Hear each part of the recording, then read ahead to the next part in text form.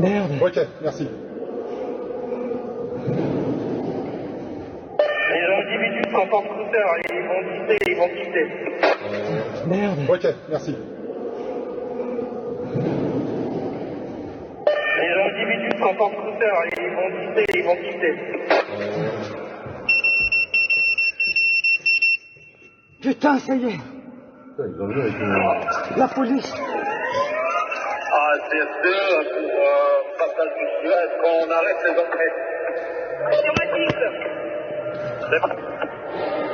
Putain.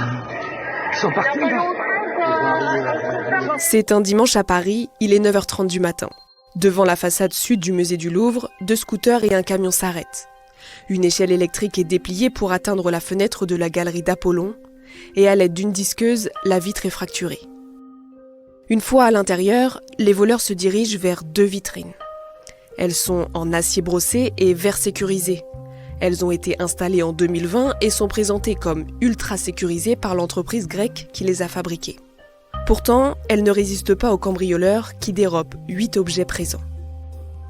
Ce type de bijoux-là, ils sont rares du fait de leur qualité d'exécution, parce que c'est des grands orfèvres français du 19e siècle qui les ont faits. Ils ont en plus des pierres qui sont intéressantes parce qu'elles sont des pierres à provenance, et donc en fait c'est fabriqué par les meilleurs orfèvres pour les plus grands événements de la royauté et de l'Empire, portés par les personnages les plus importants.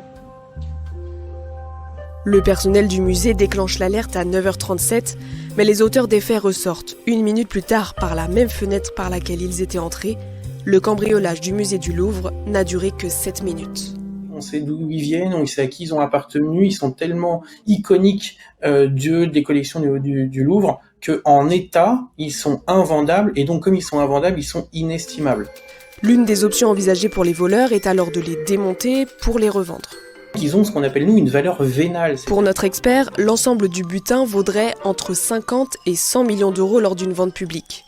Mais les voleurs ne pourront pas en tirer ce prix-là, car il est admis que la valeur du recel est entre 5 et 10% de la valeur du marché, soit environ 5 millions d'euros ici.